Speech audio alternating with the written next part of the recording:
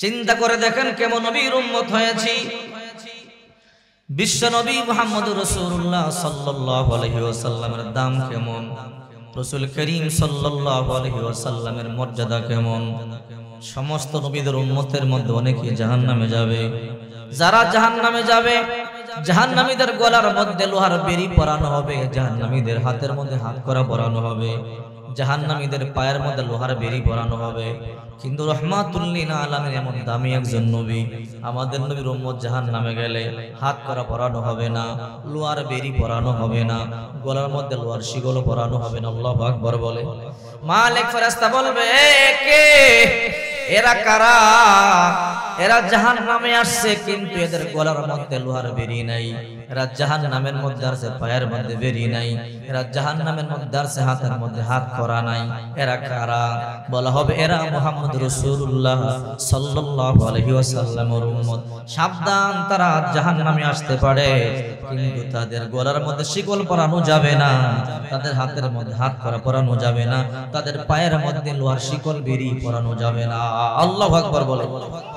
আল্লাহ তাআলা বলবে, রে মালিক সাবধান, এই মুহাম্মদী উম্মতের তিনটা জায়গার মধ্যে আগুন জ্বালাবি না। এক নম্বর হাতের মধ্যে আগুন ধরাবি না, দুই নম্বর চেহারার মধ্যে আগুন ধরাবি না, তিন নম্বর পায়ের মধ্যে আগুন ধরাবি না।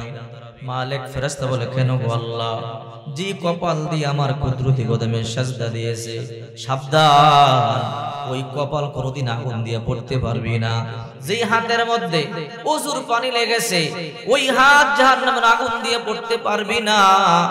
যেই পা দিয়া হাঁটি হাঁটি পা পা করে মসজিদের দিকে এসেছে, সাবধান, ওই পায়ের মধ্যে কোনদিন ডান্ডা বেরি পরানো যাবে না।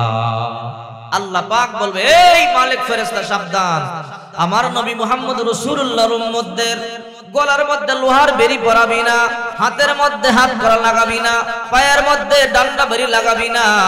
আমরা যদিও জাহান্নামের মধ্যে যাই, বীর বেশে যাব। আল্লাহু আকবার বলে। দেখবেন আমাদের দেশে অনেক মন্ত্রী এমপি, বড় পাওয়ারফুল মন্ত্রী এমপি, এদের নামে যদিও মামলা হয় কিন্তু এদের কিন্তু হাত করা পরানো হয় না, ঠিক কিনা বলেন? যখন কোর্টে উঠানো হয় এদের ডান্ডা বেরি পরানো হয় না, কারণ ভালো করে জানে এরা অনেক বড় নেতা, অনেক পাওয়ারফুল নেতা। ঠিক আমরা তেমন, যদিও আমরা জাহান্নামে যাই আমাদের হাতে হাত করা পরানো হবে না। আল্লাহু আকবার বলে।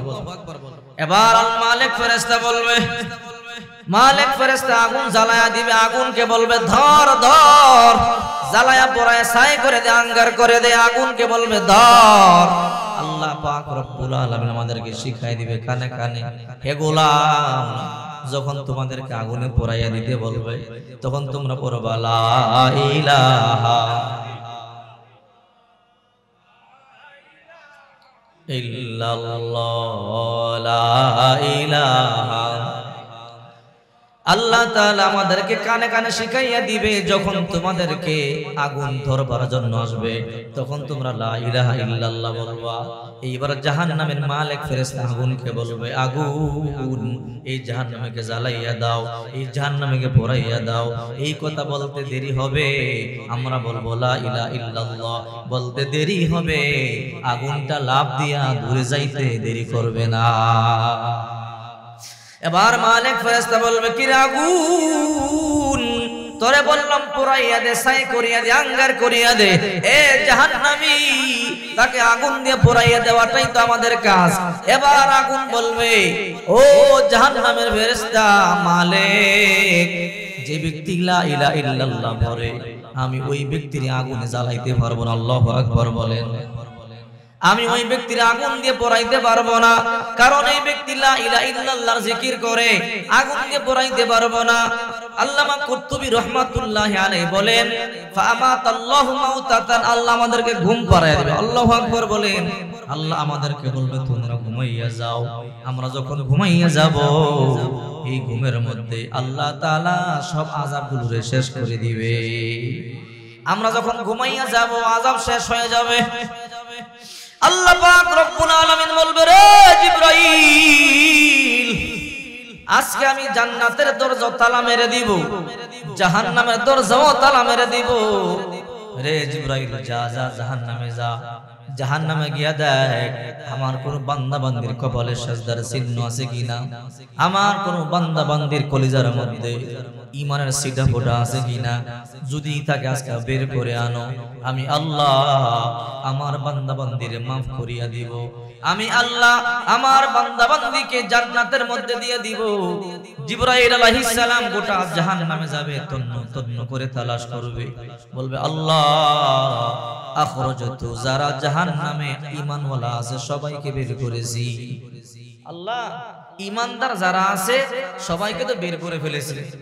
আল্লাহ পাক রব্বুল আলামিন বলবে, রে জিবরাইল আবার জাহান্নামে যা, জাহান্নামে গিয়া দেখ কারো যদি অন্তরের মধ্যে যাররা পরিমাণ ঈমান থাকে তারে বের করে আন। জিবরাইল যাবে জাহান্নামে, তন্ন তন্ন করিয়া তালাশ করবে, বলবে আল্লাহ আখরাজতু, যারা জাহান্নামের মধ্যে ঈমানওয়ালা আছে সবাইকে বের করলাম। আল্লাহ পাক রব্বুল আলামিন হঠাৎ করে একটা আওয়াজ শুনবে, ইয়া হান্নান ইয়া মান্নান আনকিজিনি, ও হান্নান ও মান্নান, আমারে আপনি জাহান্নাম থেকে মুক্তি দেন, জাহান্নাম থেকে বাঁচান। আল্লাহ তাআলা বলবে, রে জিবরাইল আমার আরশে আজিমের দেয়ালের সাথে কানটা লাগা, কানটা লাগাইয়া দেখ একটা ক্ষীণ আওয়াজ শোনা যায়, আমার কোন বান্দা বান্দি কোন জাহান্নামে আছে, ইয়া হান্নান ইয়া মান্নান বলে বলে ডাকতেছে, যা যা তাড়াতাড়ি যা আমার ওই বান্দাকে জাহান্নাম থেকে বের করে আন। জিবরাইল বলবে আল্লাহ কেউ তো নাই, যা যা কান দিয়া শোন।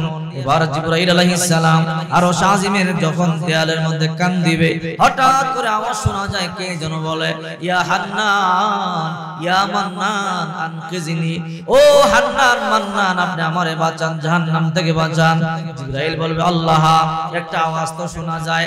আল্লাহ বলবে যা জাহান্নামে যা, আমার কোন বান্দার কপালে সিজদার চিহ্ন থাকলেও তারে বের করে আ। আল্লাহু আকবার। কিতাবের মধ্যে আছে রাসূল করিম সাল্লাল্লাহু আলাইহি ওয়াসাল্লাম বলেন, আখিরু মান দাখালাল জান্নাহ লিয়াসরিস সাজদা, সর্বশেষ যে ব্যক্তি জাহান্নাম থেকে বের হবে তার কপালে একটা সিজদার চিহ্ন থাকবে। জিবরাইল যাবে গোটা জাহান্নাম তন্ন তন্ন করে তালাশ করবে, কাউকে পাবে না। হঠাৎ করে তাকাইয়া দেখবে জাহান্নামের একদম তলদেশে, জাহান্নামের অতই গভীরে এক আল্লাহর বান্দা পড়তে পড়তে ছাই হয়ে গেছে, আঙ্গার হয়ে গেছে। ওই আল্লাহর বান্দা সিজদার মধ্যে গিয়া ডাকতেছে, ইয়া হান্নান ইয়া মান্নান আনকিজিনি, ও হান্নান ও মান্নান আপনি আমরা জাহান্নাম থেকে মুক্তি দেন। জিবরাইল গিয়া বলবে, রে আল্লাহর বান্দা তোর কপাল বড় ভালো, তাড়াতাড়ি আয়। বলবে কি আপনি? আমি জিবরাইল। ও জিবরাইল আপনি জাহান্নামের অতই গহ্বরে কেন আসলেন? রে জিবরাইল আপনি কেন আমার কেমনে খবর জানলেন? তুমি যে হান্নান মান্নান বলে বলে ডাকতেছো, ওই আওয়াজ আরো আজিমের মধ্যে গিয়ে ধাক্কা খাইতেছে। আল্লাহ আমারে পাঠাইছে তোমাকে নিয়ে যাওয়ার জন্য। আয় আয় তোর কপাল বড় ভালো, আল্লাহ তাআলা আজকে মনে হয় তোরে মুক্ত করে দিবে। এবার ওই ব্যক্তিরে জাহান্নামের অতই গহ্বর থেকে তুলিয়া আল্লাহ পাকের সামনে নিয়ে যাবে। আল্লাহ পাক তাকাইয়া দেখবে, আহারে এই বান্দাটারে আমি কত আদর করিয়া বানাইলাম, মুহাব্বত করিয়া বানাইলাম, আমি নিজের হাত দিয়ে তার সুন্দর চেহারাটা টিপিয়া টিপিয়া বানাইলাম। জাহান্নামের আগুনে তার চেহারাটা ছাই হয়ে গেছে, আঙ্গার হয়ে গেছে। আল্লাহর অন্তরে মায়া লাগবে। আল্লাহ বলবে, জিবরাইল ফাইলকু আলাইহি মাউল হায়াত, রে জিবরাইল আবে হায়াতের পানি দিয়া আমার বান্দারে গোসল দিয়া দাও, আমার বান্দারে পূর্ণিমার চাঁদের চাইতে বেশি সুন্দর যুবক বানায়া দাও। জিবরাইল আলাইহিস সালাম যখনই আবে হায়াতের পানি দিয়ে গোসল দিয়া দিবে, মুহূর্তের মধ্যে ওই যুবক পূর্ণিমার চাঁদের চাইতে বেশি সুন্দর হয়ে যাবে। আল্লাহ পাক রব্বুল আলামিন বলবেন, রে জিবরাইল আজকে জাহান্নামের দরজা আমি বন্ধ করে দেব, জাহান্নামে কেউ ঢুকবেও না, কেউ বের হবে না, আজকে জান্নাতের দরজা বন্ধ করে দেব। রে জিবরাইল আমার যেই বান্দাকে জাহান্নাম থেকে বের করেছো, আবে হায়াতের পানি দিয়ে গোসল দিছো, আমার ওই বান্দাকে জাহান্নামে দিও না, আমার বান্দাকে বাহিরেই রাখিয়া দাও, জাহান্নামের দরজার সামনে একটা চেয়ার দিয়ে বসাইয়া দাও। হযরত জিবরাইল ওই যুবকটাকে জাহান্নামের দরজার বাহিরে একটা সুন্দর চেয়ার দিয়া সুন্দর করে করে বসাইয়া রাখবে। এইবার ওই যুবক তো মহা খুশি, আনন্দ করবে, ফুর্তি করবে, নাচ গান করবে। আহারে আমি কল্পনাও করতে পারি নাই, আমি এমন আমল করি নাই, আমি জাহান্নামে পড়তে পড়তে ছাই হয়ে গিয়েছিলাম, আঙ্গার হয়ে গিয়েছিলাম। আল্লাহ জাহান্নামের সেই অতই গহ্বর থেকে আমাকে বের করে আনলো, আমি হায়াতের পানি দিয়ে আমার গোসল দিল, আমাকে সুন্দর যুবক বানাইয়া দিল। এখন জাহান্নাম থেকে আমাকে বের করেছে, এখন জাহান্নামের কষ্ট আমার আর নাই। আল্লাহু আকবার। সে তো মহা খুশি, আনন্দ ফুর্তিতে নাচবে গাবে। কয়েক হাজার বছর চলে যাবে, কয়েক হাজার বছর পরে হঠাৎ করে আল্লাহকে একটা ডাক দিবে, ইয়া রব ইংদি সাওয়াল, প্রভু একটা প্রশ্ন ছিল। আল্লাহ বলবে এত বছর পরে আবার তোর কি প্রশ্ন? বলবে আল্লাহ আগে বলেন, যদি আপনি কোনো সিদ্ধান্ত নেন কারো অনুমতি লাগে? আল্লাহ বলবে না, আমি যখন কোনো সিদ্ধান্ত নিই কারো অনুমতি লাগে না। তখন বলবে আল্লাহ আমি তো ঠিকমতো আমল করতে পারি নাই, আপনি দয়া করে মেহেরবানি করে ভালোবেসে জাহান্নাম থেকে আমাকে বের করেছেন, আমি হায়াতের পানি দিয়ে আমাকে গোসল দিয়েছেন। ও আল্লাহ, এই যে আপনি আমাকে জাহান্নামের বাহিরের দরজার কিনারায় রাইখা দিয়েছেন, এখন জাহান্নামের আগুনের হিট আমার কষ্ট দেয়। আল্লাহ ওই দূরে একটু নিরাপদ জায়গায় যদি আমরা নিয়ে যাইতেন, আমি আপনার শুকরিয়া আরো বেশি বেশি আদায় করতাম। আল্লাহু আকবার। তো আল্লাহ তাআলা বলবে, এই জাহান্নামী বান্দা, যদি আমি তোকে এখান থেকে দূরে একটা নিরাপদ জায়গায় সুন্দর করিয়া বসাইয়া দেই, এরপরে কি তোর আর কিছু চাওয়ার আছে? বলবে আল্লাহ কি বলেন, এমনি তো অনেক দয়া করে মায়া করে মেহেরবানি করে জাহান্নাম থেকে আপনি আমাকে বের করেছেন। ও আল্লাহ, আমি হায়াতের পানি দিয়ে গোসল দিয়ে সুন্দর যুবক বানাইছেন, এখান থেকে আপনি আমাকে যদি দূরে একটা নিরাপদ জায়গা বসাইয়া দেন, আল্লাহ আর কিছু চাওয়া আমার নাই। আল্লাহু আকবার। আল্লাহ পাক রব্বুল আলামিন বলবো, রে জিবরাইল, আমার বান্দার তেমন কোনো আর চাওয়া নাই, যা যা আমার বান্দাকে জাহান্নামের দরজা থেকে দূরে নিরাপদ জায়গার মধ্যে বসাইয়া দাও। এই কথা বলতে দেরি হযরতে জিবরাইল তাকে নিয়ে যাবে জাহান্নাম থেকে অনেক দূরে নিরাপদ একটা জায়গার মধ্যে বসাইয়া দিবে। এইবার জাহান্নামের আগুনও তারে কষ্ট দেয় না, এবার বড় আনন্দ খুশি নাচবে গাবে ফুর্তি করবে। আমি কল্পনাও করতে পারি নাই আল্লাহ জাহান্নাম থেকে আমাকে বাইর করবে, আমি হায়াতের পানি দিয়ে গোসল দিয়ে সুন্দর যুবক বানায়া দিবে, ওখান থেকে জাহান্নামের দরজা পর্যন্ত এখন এমন দূরে আমাকে আনলো, জাহান্নামের আগুন আমারে কষ্ট দেয় না। সে মহা খুশি আনন্দ করবে, ফুর্তি করবে, নাচবে। হঠাৎ করে কয়েক হাজার বছর পরে জান্নাতের গেটের দিক দিয়ে সওয়াল। আল্লাহ বলবে, কি রে এত বছর পরে আবার কি প্রশ্ন? প্রভু,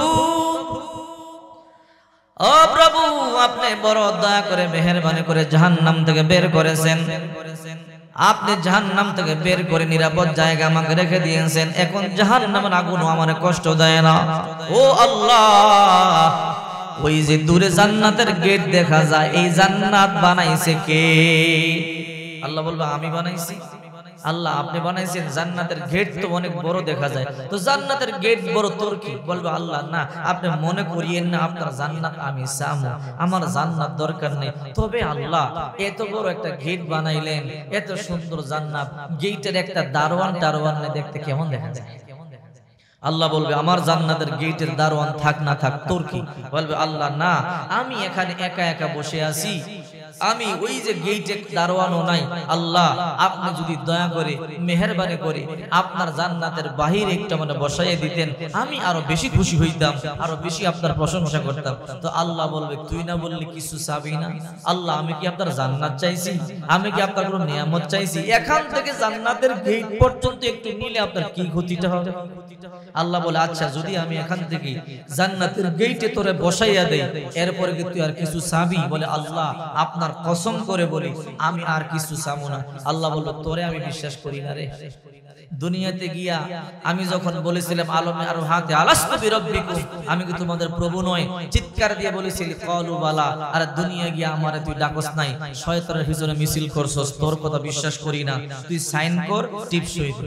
জিবরাইল, তুই সাক্ষী থাক, যদি আমি তারে জান্নাতের গেটের দরজা পর্যন্ত বসাইয়া দেই, দরজার সামনে, সে আমার কাছে আর কিছু চাবে না। জিবরাইল বলে, আল্লাহ আমি সাক্ষী রইলাম, সে টিপসই দিবে, সাইন দিবে। এরপরে আল্লাহ বলবে, জিবরাইল তাকে জান্নাতের ভিতরে ঢুকাইস না, জান্নাতের গেটের বাহিরে তাকে একটা চেয়ার দিয়ে বসাইয়া দাও। আল্লাহু আকবার। এবার আল্লাহ পাক রব্বুল আলামিন বলবেন রে জিবরাইল যা যা আমার এই বান্দাটাকে জাহান্নামের গেটের বাইরে বসাইয়া দাও। যখন জাহান্নামের গেটের বাইরে বসাইয়া দিবে সে মহা খুশি আনন্দ করবে, ফুর্তি করবে, বহু বছর চলে যাবে, নাচবে গাবে। আরে আমি কল্পনাও করতে পারি নাই আমার আল্লাহ আমাকে জাহান্নাম থেকে বের করবে, আমি কল্পনাও করতে পারি নাই আমার আল্লাহ হায়াতের পানি দিয়ে আমার গোসল দিবে, আমি কল্পনাও করতে পারি নাই আমাকে জাহান্নাম থেকে বের করে আনতে আনতে জান্নাতের গেট পর্যন্ত আনবে। আর একটা ধাক্কা দিলেই তো জান্নাতের ভিতরে চইলা যায়। আল্লাহু আকবার। না চাওয়া যাবে না, তিনবার ওয়াদা ভঙ্গ করছি, যদি আরেকবার চাই, যদি আল্লাহ রাগ হইয়া আবার জাহান্নামে ফালায় তো আমার আমও গেল সালাও। না না চাওয়া যাবে না। জাহান্নামের গেটের বাইরে বসে বসে আল্লাহর প্রশংসা করবি, ও আল্লাহ কল্পনা করতে পারি নাই আপনি জাহান্নাম থেকে আমার বের করবেন। এমন করে আনন্দ করবে, ফুর্তি করবে, কয়েক হাজার বছর চলে যাবে। হঠাৎ করে কয়েক হাজার বছর পরে জান্নাতের গেটের দরজাটা একটু খুলবে। যেই জান্নাতের দরজাটা খুলবে ভিতরের নিয়ামত গুলো দেখবে আর অন্তরটারে মানাইতে পারবে না। আমি বাইরে বসে আছি আর ভিতরে কি আনন্দ চলতেছে, কি ফুর্তি চলতেছে। আহারে যদি একটু ভিতরে যাইতে পারতাম আর কোনদিন বের হতাম না। কিন্তু জামু কেমনে? তিনবার ওয়াদা ভঙ্গ করছি, যদি আবার আল্লাহর কাছে চাই, আল্লাহ যদি রাগ করে জাহান্নামে ফালায়, না না চাওয়া যাবে না। এক মনে বলবে চাই, আরেক মনে বলবে না চাইছ না, চাইলে বিপদ হতে পারে। এইবার বলবে না সামুনা যেমনে আছি এখানেই ভালো আছি। এমন করতে করতে করতে করতে আবার কয়েক হাজার বছর চলে যাবে।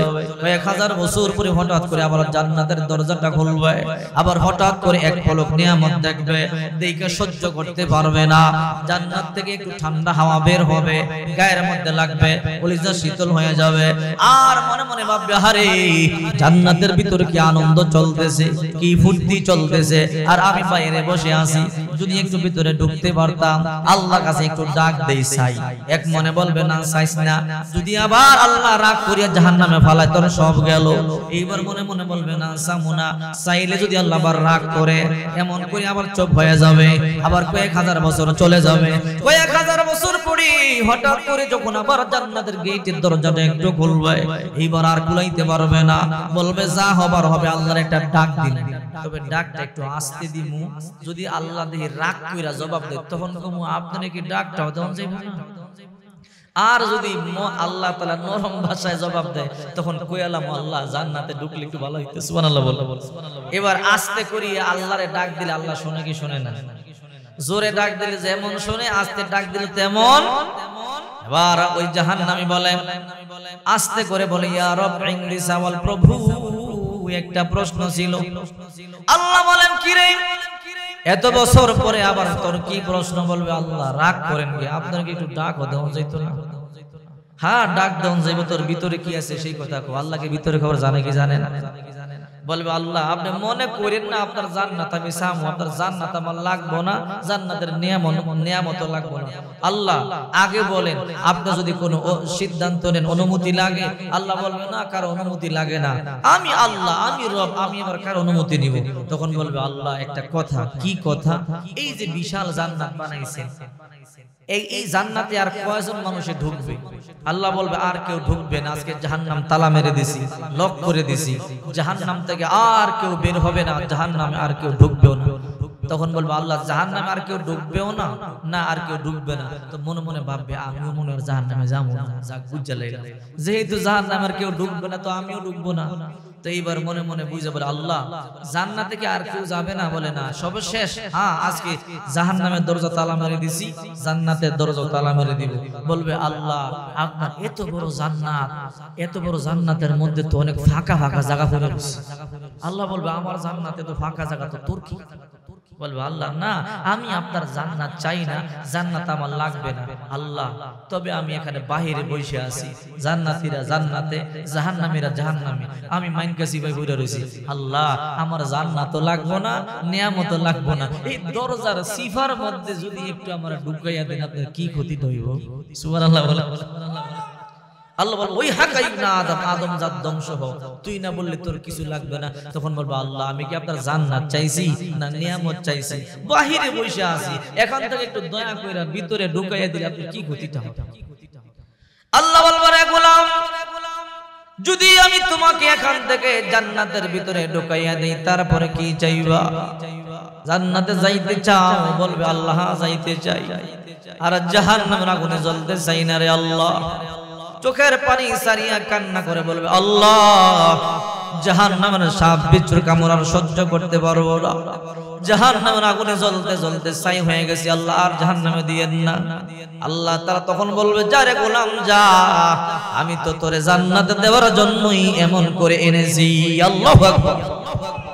যা জান্নাতে যা। এই কথা যখন বলবে সে এক দৌড় দিবে, এমন দৌড় আইজো দৌড় কাইলে দৌড়। জান্নাতে 10টা গেট আছে। কয়টা গেট আছে? জান্নাতীদের জন্য আল্লাহ 10টা গেট বানাবে। আমাদের দেশে মন্ত্রী এমপি আসলে আমরা যেমন গেট বানাই, জান্নাতীরা ঠিক এইরকম জান্নাতীদের জন্য আল্লাহ তাআলা 10টা গেট বানাবে। তো এক গেট পার হয়ে গেছে, জিবরাইল কয় আল্লাহ সে তো চলে যাইতেছে। আল্লাহ কয় জিবরাইল মুখ হারাম, ওরে আমি এত দয়া করলাম জান্নাতে যা, সে তো একটু বিদায় টিদায় নিয়ে নিল না রে, ও তো যাইতেছে। দ্বিতীয় গেট পার হয়ে গেছে, তৃতীয় গেট পার হয়ে গেছে। আল্লাহ কয় জিবরাইল সে মনে বিদায় নিবে না।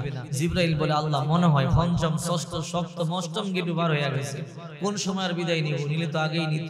নবম গেট পার হয়ে গেছে। আল্লাহ কয় জিবরাইল কয় কি তো নিমু খারাপ, তো আমাদের বিদায়ও নিব না রে। যে 10ম গেটে ভা দিছে, আল্লাহ কয় এই তারা ইষ্ট হয়ে গেছে। এবার কাঁপা শুরু করছে, কিরে আল্লাহ আমরা ডাক দিল কেন? সিদ্ধান্ত পরিবর্তন করব নাকি? উনি সিদ্ধান্ত পরিবর্তন করলে তো কারো অনুমতিও লাগে না, আল্লাহই জানে কি হয়েছে। আল্লাহ বলবে এদিকে আয়। কাঁপতে কাঁপতে আল্লাহর সামনে আসার পরে বলবে আল্লাহ আবার ডাক দিলেন কেন? আল্লাহ বলবে রে জাহান্নামী, আমি তোরে জাহান্নাম থেকে এত দয়া করে মেহেরবানি করে উঠাইয়া আনিয়া আবি হায়াতের পানি দিয়া গোসল দিয়া জান্নাতে ঢোকার পারমিশন দিয়া দিলাম। জান্নাতে যাবি, ভালো কথা, ভদ্র জায়গা। আমি বললাম যা জান্নাতে যা, হেঁটে হেঁটে যাবে, দৌড় কেন দিলে? বলবে আল্লাহ আপনি দয়া করে মাফ করে দেন। ও মালিক ভিতরে কোনো শয়তানি নাই আল্লাহ, এমনি 3-3 বার ওয়াদা ভঙ্গ করেছি। ও আল্লাহ যখন আপনি অনুমতি দিলেন ভাবলাম যত দ্রুত পারে জান্নাতের মধ্যে চলে যাই। আপনি তো বলেছেন একবার জান্নাতে ঢুকলে আর কোনোদিন বের হবে না। ভাবলাম যা বলার যা শোনার ভিতরে দুইকা বলবো শুনবো। ও আল্লাহ এই জন্য দৌড় দিছি। আল্লাহ আর জাহান্নামে আমার দিয়েন না। ও মালিক জাহান্নামের সাপ বিচ্ছুর কামড় সহ্য করতে পারবো না। জাহান্নামের সাপ বিচ্ছুর কামড় খাইতে খাইতে বিষাক্ত হয়ে গেছে। ও আল্লাহ জাহান্নামের আগুনে জ্বলতে জ্বলতে ছাই হয়ে গেছে, আঙ্গার হয়ে গেছে। আর জাহান্নামের মধ্যে আপনি দিয়েন না আল্লাহ। দুনিয়াতে আপনারা চিনতে পারি নাই। নবীজির হাদিস শুনেছিলাম, ভালোবাসাকে 100 টুকরা করিয়া গোটা 99 ভাগ ভালোবাসা আপনার অন্তরে রেখে দিয়েছিলেন। আর এক টুকরা ভালোবাসাকে বিন্দু বিন্দু করিয়া গোটা দুনিয়ার মাখলুকাতের মধ্যে বন্টন করে দিয়েছিলেন। বিন্দু পরিমাণ ভালোবাসা পাইছিল মুরগি, তার বাচ্চার বাঁচাইতে গিয়া ছেলের সাথে যুদ্ধ করিয়া জীবন দিয়েছিল। বিন্দু পরিমাণ ভালোবাসা পেয়েছিল মা, হাসপাতালে সন্তান বাঁচাইতে গিয়া জীবন দিয়েছিল। আল্লাহ বিন্দু পরিমাণ ভালোবাসার যদি এত পাওয়ার না জানি গোটা 99 ভাগ ভালোবাসা আপনার অন্তরে কেমন পাওয়ার। আল্লাহ আপনি আর আমার জাহান্নামে দিয়েন না আল্লাহ। জাহান্নামের আগুন সহ্য করতে পারবো না। চোখের পানিগুলো সারিয়া যখন কান্না শুরু করে দিবে, আল্লাহ বলবে রে জাহান্নামী কি করলি? তোর চোখের পানি আমার কুদরতি অন্তরে জোশ খেলায় দিছে। আয় আয় আমার কুদরতি হাতের বগলের নিচে আয়, তুই জান্নাতে যাবি। বলবে আল্লাহ যাব। যা যা তুই আমার পাগল বানা দিলি, আর বাধা নাই, যা যা জান্নাতের মধ্যে চইলা যা। এবার যাবে জান্নাতের দিকে দৌড় দিবে। আল্লাহ বলবে দাঁড়া, জান্নাতে তো যাবি, একটু শুনিয়া যা। আল্লাহ আবার কেন ডাকলেন, রে জান্নাতি তুই সবচেয়ে ছোট জান্নাতটা পাবি, তুই সবচেয়ে শেষ জান্নাতি। আজকে জাহান্নামের দরজা বন্ধ করে দিলাম, জান্নাতের দরজা বন্ধ করে দেব। আর কেউ জাহান্নামেও যাবে না, জান্নাতেও যাবে না, তুই সর্বশেষ জান্নাতি। তোর জান্নাতটা সবচেয়ে ছোট হবে। ওই জান্নাতি বলবে আল্লাহ আমার জান্নাতটা কত ছোট হবে গো, দুনিয়ায় যে চৌসালা দোসালা করে বসবাস করতাম, বিবিরে নিয়ে সন্তানদেরকে নিয়ে আব্বা আম্মারে নিয়ে, আমার জান্নাতটা দোসালা করে সমান হবে নাকি? আল্লাহ বলবে রে জান্নাতি শুন শুন, যদিও তুই সর্বশেষ জান্নাতি হস, যদিও তোর জান্নাতটা সবচেয়ে ছোট হয়, আমি আল্লাহ এমন একটা জান্নাত তোর জন্য রাখছি, তোর ঘরের সমান নয়, তোর বাংলাদেশের সমান নয়। তুই যেই দুনিয়ার মধ্যে ছিলি, তোর ছোট জান্নাতটাও এমন 10 দুনিয়ার সমান হয়ে যাবে। আল্লাহু আকবার। চিন্তা করে দেখেন মুহাম্মদ রাসূলুল্লাহ সাল্লাল্লাহু আলাইহি ওয়াসাল্লামের উম্মতের কেমন দাম। বিশ্বনবী মুহাম্মদ রাসূলুল্লাহ সাল্লাল্লাহু আলাইহি ওয়াসাল্লাম বলেন, আমার উম্মতরা যদি জাহান্নামেও যায়, গলার মধ্যে বেরি পরানো হবে না, হাতের মধ্যে হাত করা পরানো হবে না, পায়ের মধ্যে ডান্ডা বেরি লাগানো হবে না। আল্লাহ তাআলা আমার উম্মতদেরকে জাহান্নামের মধ্যে ইজ্জত দান করবে। আল্লাহু আকবার বলেন। এই জন্য আল্লাহ পাক রব্বুল আলামিন বলেন, ইয়া আইয়ুহাল্লাযীনা আমানুত্তাকুল্লাহা হাক্কা তুকাতিহি ওয়া লা তামুতুন্না ইল্লা ওয়া আনতুম মুসলিমুন। হে ঈমানদারেরা, হে মুমিনেরা, তোমরা আল্লাহকে ভয় করবার মতো ভয় করো, আর তোমরা মুমিন না হইয়া কবরে যাইও না। মুসলমান, জাহান্নামের ভয় আমাদের অন্তরের মধ্যে নাই। জাহান্নামের ভয় থাকলে সুদের কারবার করতে পারতাম না, জাহান্নামের ভয় থাকলে ঘুষের ব্যবসা করতে পারতাম না, জাহান্নামের ভয় থাকলে 2 নম্বর মাল বিক্রি করতে পারতাম না। কথা বলেন ঠিক কি না? জাহান্নামের ভয় থাকলে নামাজ ছাড়তে পারতাম না। অথচ বিশ্ব নবী মুহাম্মদুর রাসূলুল্লাহ সাল্লাল্লাহু আলাইহি ওয়াসাল্লাম, যার জীবনে কোনো গুনাহ নাই, আল্লাহ তাআলা নবীর সম্পর্কে বলেন, লিয়াগফিরু লাকাল্লাহু মা তাকদ্দামা মিন যামবি। ও নবী, আপনার আগেও গুনাহ নাই, আপনার পরেও গুনাহ নাই, অথচ ওই নবী দৈনিক 70 বার, কখনো 100 বার আল্লাহর দরবারে তওবা করেছে, আল্লাহর দরবারে কান্নাকাটি করেছে। আমরা মুমিন মুসলমান, আমরা বলি আমরা মুসলমান, কিন্তু সেকেন্ডে গুনাহ করি, মিনিটে গুনাহ করি, ঘন্টায় গুনাহ করি, তওবা নাই, কান্নাকাটি নাই। আমরা যেই হারে গুনাহ করি, আমাদের তো সারাক্ষণ তওবার মধ্যে লেগে থাকা উচিত। ঠিক কিনা বলেন? আল্লাহর নবী মৃত্যুর কেমন ভয় পাইতো, একবার বিশ্ব নবী মুহাম্মদুর রাসূলুল্লাহ সাল্লাল্লাহু আলাইহি ওয়াসাল্লাম সাহাবায়ে কেরামদেরকে নিয়ে চলতেছেন। আল্লাহর পয়গম্বর ইস্তেনজার প্রয়োজন হলো, আল্লাহর নবী প্রস্রাব করলেন, প্রস্রাব করবার সাথে সাথে তায়াম্মুম করে নিল। সাহাবায়ে কেরাম বলল, ও পয়গম্বর, একটু সামনে গেলেই তো পানি পাওয়া যাবে, আপনি ভালো করিয়া জানেন, আর একটু সামনে গেলেই পানি পাওয়া যাবে। ও নবী, এখন আপনি তায়াম্মুম করবার কি দরকার ছিল?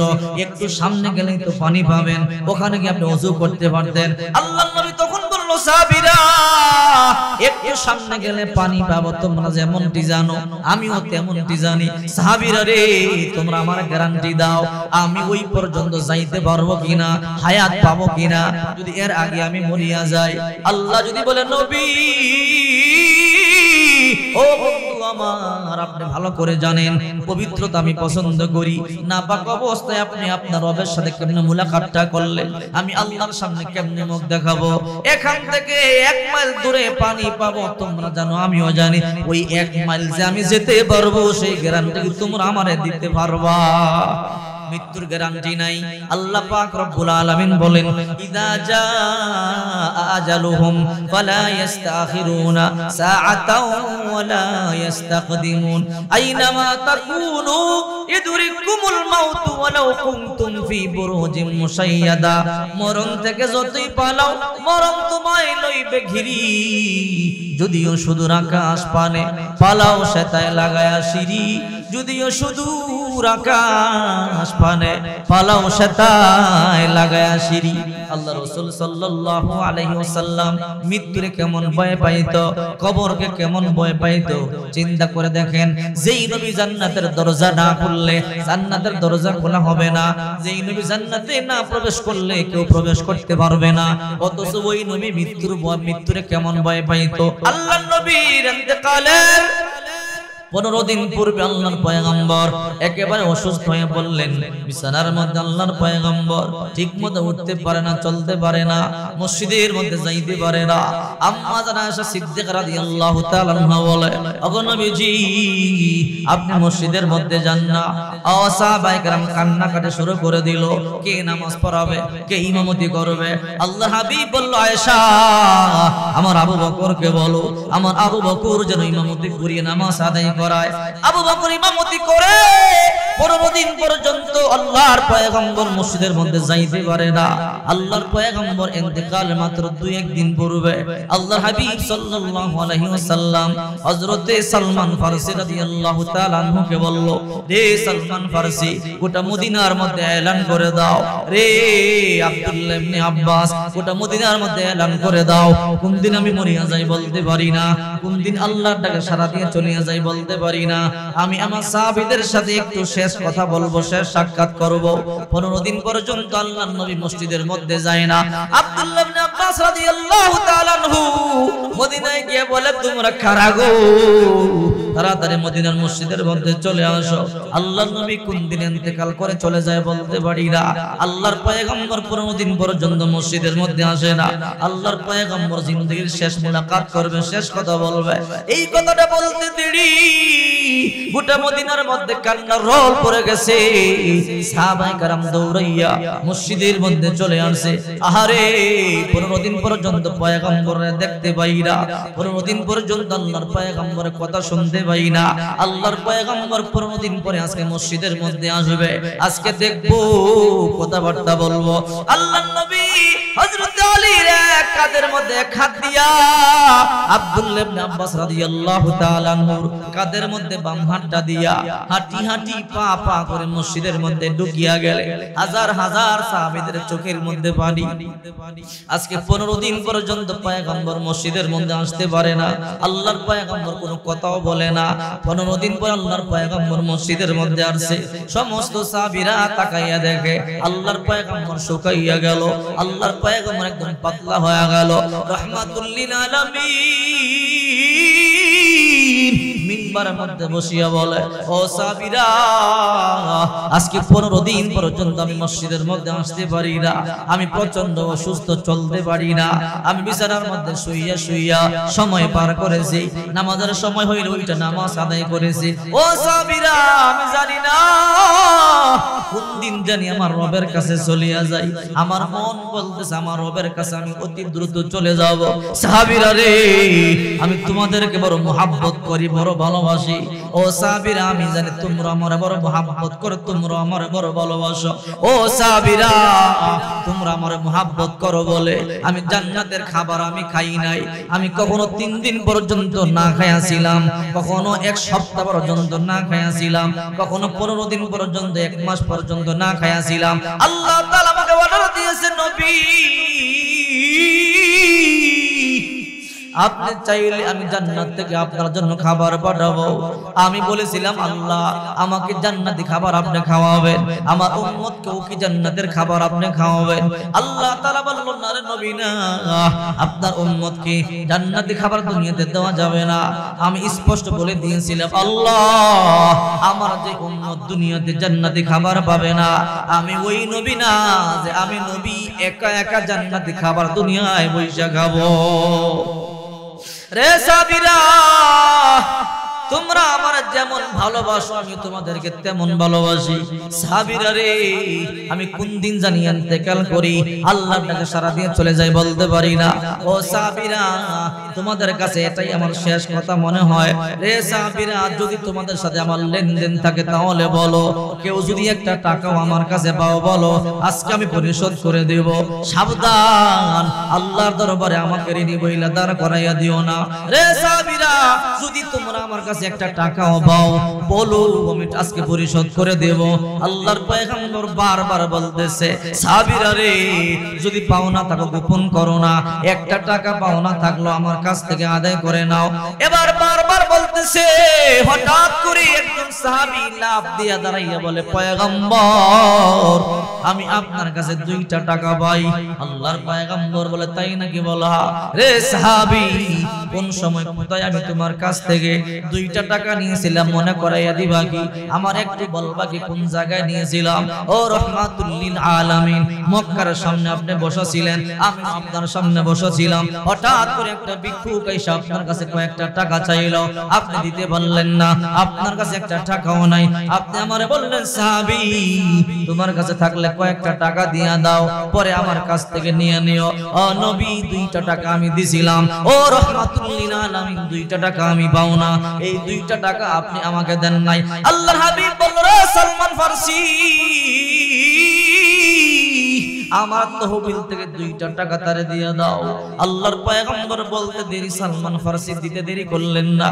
আল্লাহর নবী রাহমাতুল লিল আলামিন আবার বললেন, সাহাবীরা রে, কোন দিন আল্লাহর টাকা সারা দিয়ে চলে যায় বলতে পারি না, আর কেউ কিছু পাইলে বলো, আজকে এখনই আমার কাছ থেকে নিয়ে নাও।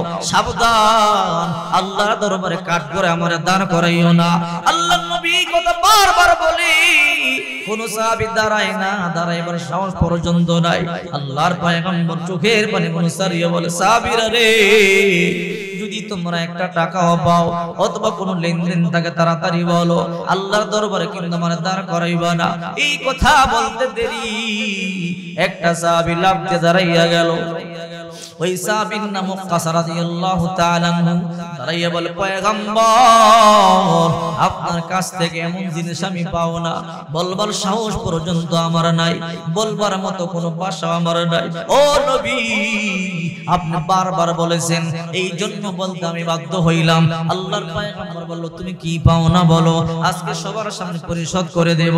ওই সাহাবী বলে, ও রাহমাতুল লিল আলামিন, আমি এমন জিনিস পাও না কেমনে বলি? সাহাবী বলো, গোপন করবা না, বলো কি পাও?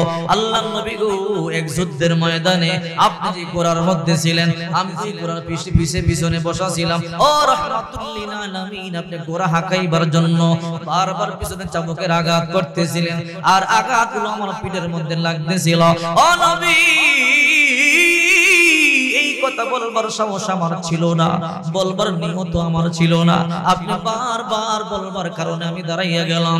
ও রাহমাতুল লিল আলামিন, হিসাব যদি বরাবর করতে হয়, হিসাব যদি বরাবর করতে হয়, আমার পিঠে যতগুলো আঘাত করেছেন ততগুলো আঘাত আপনার পিঠের মধ্যে করা লাগে। আল্লাহু আকবার। এই কথা বলতে দেরি গোটা মসজিদের মধ্যে কান্নার রল পড়ে গেল। কি বলে, সাহসটা তো তার কম নয়। যেখানে হযরত ওমরের মতো সাহাবী বসা, হযরত আবু বকর রাদিয়াল্লাহু তাআলা আনহুর মতো সাহাবী বসা, সাহাবীরা চোখের পানি ছাড়িয়া কান্না করে। এমনি তো আল্লাহর হাবিব 15 দিন পর্যন্ত মসজিদের মধ্যে আসে না, রাহমাতুল লিল আলামিন চলতে পারে না। দুইজন সাহাবীর কাঁধের মধ্যে বেবর করে আল্লাহর পয়গম্বর এসেছে। এই অবস্থা নবী চলতেই পারে না। যদি নবীর পিঠের মধ্যে এতগুলো আঘাত করা হয়, আল্লাহর পয়গম্বর তো বাঁচবে না, আল্লাহর পয়গম্বর শহীদ হয়ে যাবে। সাহাবীরা বলে, রে উকাশা, বদলা নেওয়ার সময় কি তুই আর পাইলি না? নবী 15 দিন পর্যন্ত মসজিদের মধ্যে এমনি আসতে পারে না, প্রচন্ড অসুস্থ। আল্লাহর পয়গম্বর দুইজন সাহাবীর কাঁধে বর করে করে পয়গম্বর একা একা আসতে পারে না। সাহাবায়ে কেরামদের সাথে বিদায় নেওয়ার জন্য আসলো, আর এই সময় তুই এমন কথাটা বললি, পয়গম্বর আরো কষ্ট দিয়া দিলি। ওকাশা বলে, রে সাহাবীরা, বলবার মতো সাহস আমার ছিল না। আল্লাহর নবী 3-3 বার বলার কারণে আমি দাঁড়াইয়া গেলাম। গোটা মদিনার মধ্যে কান্নার রোল, মসজিদের মধ্যে কান্নার রোল ভরে গেল। আল্লাহর নবী কয়, সাহাবীরা, তোমরা রাস্তা করে দাও, ওকাশারে আমার কাছে আসতে দাও। আমি যতটা আঘাত তার পিঠে করেছি, ততটা আঘাত যেন সে আমার পিঠে করে হিসাব বরাবর করে। আল্লাহু আকবার। হযরত ওমর রাদিয়াল্লাহু তাআলা আনহু কান্দে, হযরত আবু বকর রাদিয়াল্লাহু তাআলা আনহু কান্দে, হযরত আলী রাদিয়াল্লাহু তাআলা আনহু কান্দে, ওসমান রাদিয়াল্লাহু তাআলা আনহু কান্দে। প্রত্যেকটা সাহাবী ডেকে বলে, ওকাশা, যতগুলো আঘাত লাগে আমাদেরকে কর, আঘাতে আঘাতে আমাদেরকে শহীদ করে দেয়। এরপর পয়গম্বর পিঠের মধ্যে একটা আঘাত করবি না। হযরত ওমর দাঁড়াইয়া বলে, রে ওকাশা, যতগুলো আঘাত লাগে আমি ওমরের পিঠের মধ্যে কর। আমি ওমরের পিঠটা জাজরা বানায়া দেই। এরপর আল্লাহর পয়গম্বর পিঠের মধ্যে একটা আঘাত করবি না। ওকাশা বলে, ওমর, আল্লাহর পয়গম্বর আঘাত করেছিল আমার পিঠে। রে ওমর, তোমার পিঠে আঘাত করলে হিসাব বরাবর হবে না। হযরত আবু বকর দাঁড়িয়ে বলে, ওকাশা রে, আমি আবু বকরের পিঠটা কি তোর পছন্দ হয় না রে? যত আঘাত লাগে আমার পিঠের উপরে কর। হযরত আলী দাঁড়াইয়া গেল, ওসমান রাদিয়াল্লাহু তাআলা দাঁড়াইয়া গেল, হাজার হাজার সাহাবী দাঁড়াইয়া বলে যত আঘাত লাগে আমাদের পিঠে করো। সাবধান, আল্লাহর পয়গম্বর পিঠের মধ্যে একটা আঘাত করবে না। আল্লাহর পয়গম্বর বলে সাহাবীরা তোমরা জায়গা করে দাও, হিসাব বরাবর করতে হলে, কিসাস বরাবর করতে হলে আমি তার পিঠে আঘাত করেছি, আমার পিঠে আঘাত করা লাগে। সাহাবীরা অবাক হয়ে গেল। কাশা রাদিয়াল্লাহু তাআলা আনহু হাঁটি হাঁটি পা পা করে সামনে যাইতেছে, ওটা মদিনার মধ্যে কান্নার রল পড়ে গেল। আল্লাহর নবী রাহমাতুল লিল আলামিন বলে ও কাশা আয়া, এই লো চাবুক, এই চাবুক দিয়ে আমার পিঠের মধ্যে আঘাত কর, হিসাব বরাবর করে দে। এরপর আল্লাহর কাঠগড় আমার দাঁড় করাইস না। এবার কাশা বলে ও রাহমাতুল লিল আলামিন, এই চাবুক দিয়ে হবে না, আপনার হাতের মধ্যে যে চাবুক ছিল আপনার চাবুক, হিসাব বরাবর করতে হলে আপনার চাবুক লাগবে, এই চাবুক দিয়ে যদি আঘাত করি হিসাব বরাবর হবে না। এই কথাটা বলতে দেরি গোটা মদিনার মসজিদের মধ্যে কান্নার রোল। আহারে চাবুক পর্যন্ত আগেরটা লাগবে। এবার আল্লাহর পয়গম্বর বলে সালমান ফারসি আয় আমার ফাতেমার বাড়িতে যা, আমি আমার চাবুকটা আমার ফাতেমার কাছে জমা দিয়েছিলাম, যা যারে তাড়াতাড়ি যা আমার ফাতেমার কাছ থেকে আমার চাবুকটা নিয়ে আয়। সালমান ফারসি রাদিয়াল্লাহু তাআলা একটা দৌড় দিয়া ফাতেমার বাড়িতে চলে গেল। দরজা বন্ধ। ফাতেমা দরজা খুলো, কি আপনি? আমি আপনার নবীর সাহাবী সালমান ফারসি। ও চাচা সালমান ফারসি, আপনি কেন আসলেন? ফাতেমা রে, আল্লাহর পয়গম্বর চাবুকটা তোমার কাছে নাকি? বলে হ্যাঁ, আমার আব্বা জান চাবুকটা আমার কাছে জমা রাখছে, দাও দাও, চাবুকটার দরকার পড়েছে। ফাতেমা এখন কি দরকার? আমার আব্বা এমনি চলতে পারে না, আমার আব্বা 15 দিন পর্যন্ত বিছানার মধ্যে শোয়া, আজকে বড় কষ্ট করে মসজিদের মধ্যে আব্বা জান গেল, এখন চাবুক দিয়ে আমার কি হবে? আবার নতুন করে যুদ্ধ লাগিয়ে গেল নাকি? সালমান ফারসি বলে না রে ফাতেমা, না,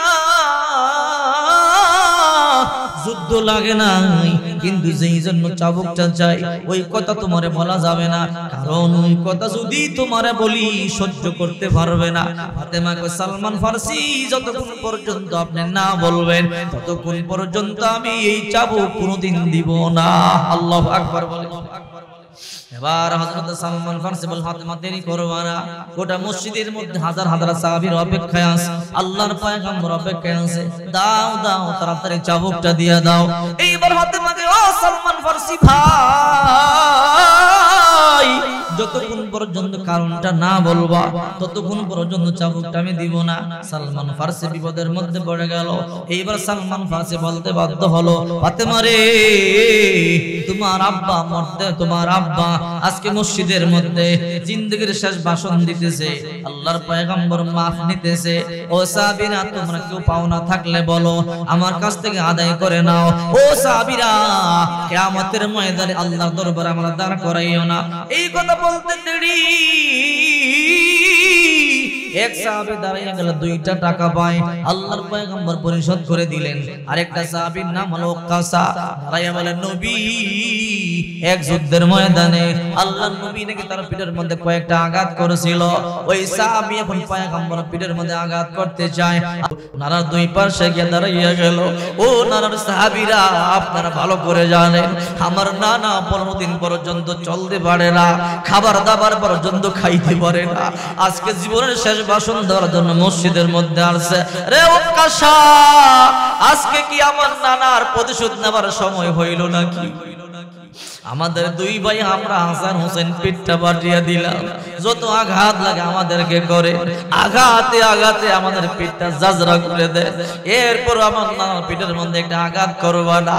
হাসান হোসেন দুই ভাই নানার দুই পাশে পিঠটা পাতিয়া দিল, যত আঘাত লাগে আমাদের দুই ভাইকে করে, নানার পিঠের মধ্যে একটা আঘাত করতে পারবেন না, আমরা দুই ভাই বাঁচিয়া থাকতে দেব না।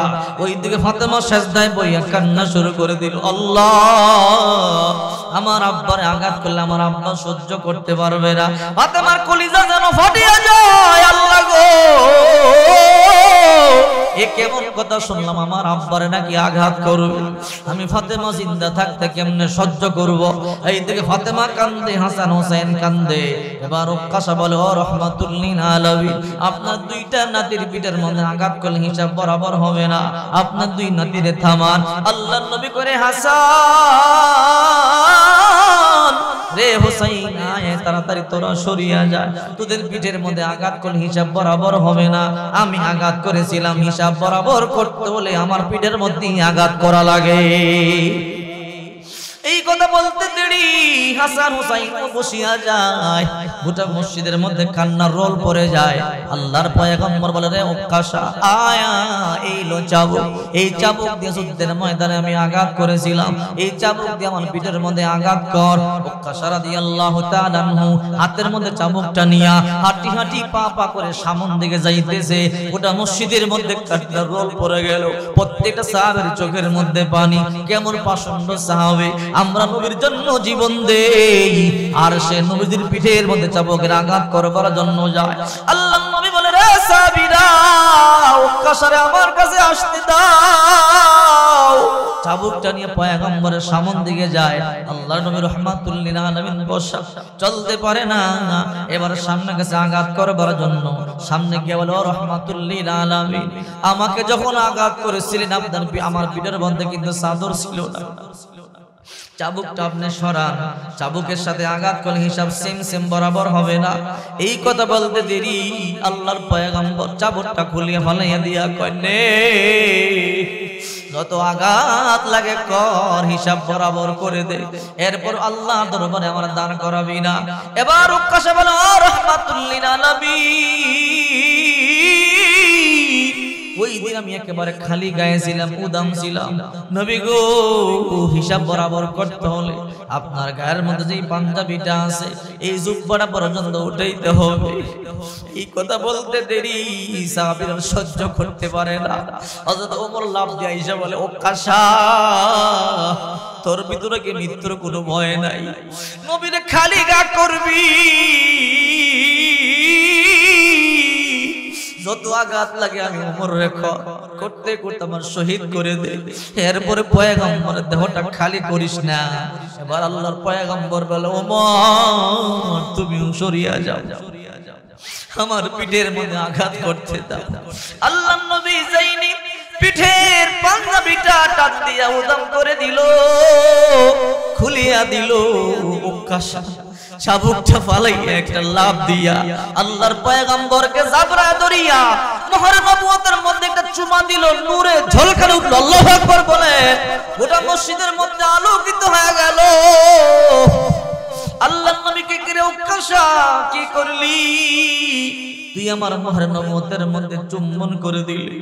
নবী এই জন্য নাটকটা করেছি, আমি জানি মোহর নবুয়তের মধ্যে চুমা দিলে আল্লাহর জাহান্নাম হারাম হয়ে যায়। নবী গো, এমনি বললে তো আপনি দিবেন না, আমি আপনার পেটে আঘাত করবার মতো সাহস আমার নাই। ও রাহমাতুল লিল আলামিন, এই জন্য নাটকটা করলাম। নবী কয়, সাহাবী, তুমি আমার মোহর নবুয়তে চুমা দিয়ে আল্লাহর জাহান্নামকে চিরদিনের জন্য হারাম করে দিয়েছো। লা ইলাহা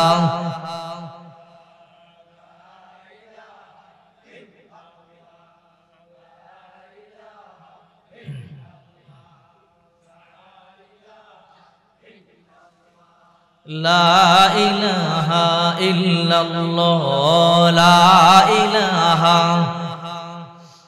বহু দূরে মদিনা, সবাই বহু দূরে,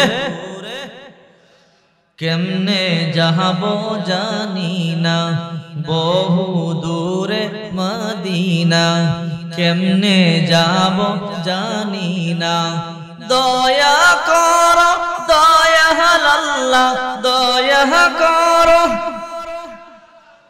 পুরা মনের বাসনা। লা ইলাহা,